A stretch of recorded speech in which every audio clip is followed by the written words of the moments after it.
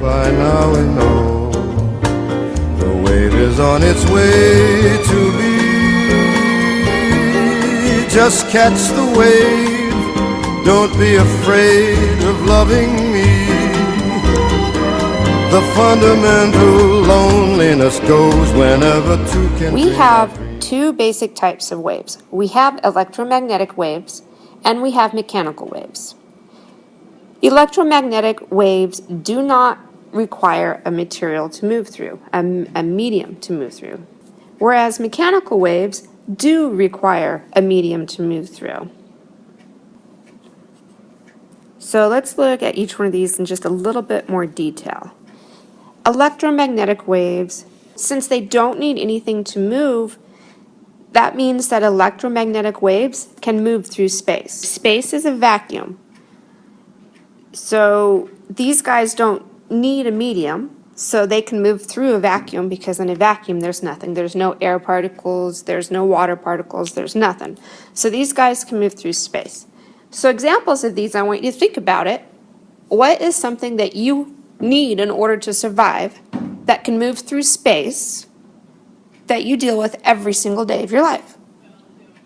Exactly. A good example is light waves. Now, there's light waves in the visible spectrum that we can see, and there's light waves that we cannot see. So that's out of the visible spectrum.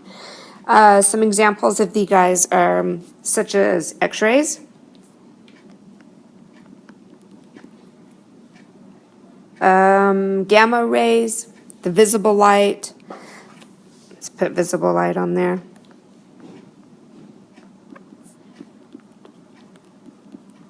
We will get more into electromagnetic waves at a later date too, and it's kind of fun, so I'm looking forward to that. So for now, let's just move forward. Our mechanical waves. So these guys do require a medium. The reason why these guys have to have a medium in order to move through it is because they vibrate the actual particles of the medium. And that's how these guys work. So they don't move matter through it.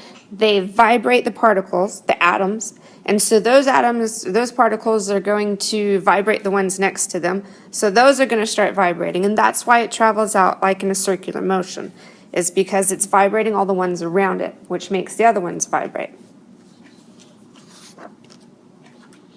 And there are different types of mechanical waves that we're going to look at. Our different types of mechanical waves. First, we have transverse waves. And this is when it vibrates the particles, and then the particles end up moving perpendicular to the motion of the wave. All right, next we have longitudinal.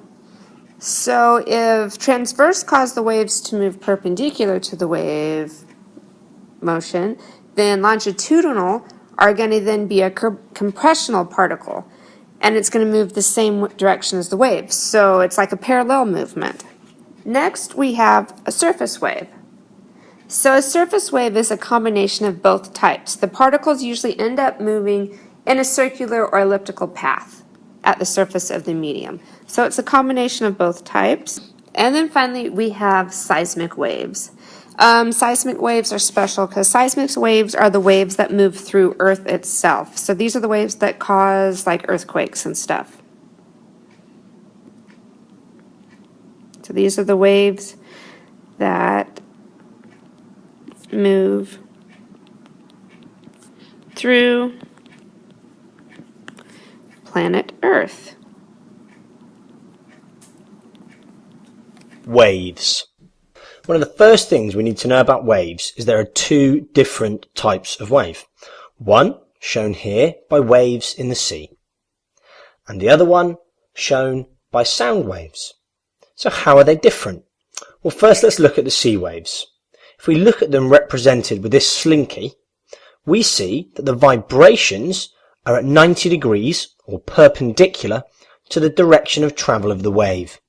These are called transverse waves, and examples of them are waves in water, waves on a string, or light waves. Now let's look at the sound waves again.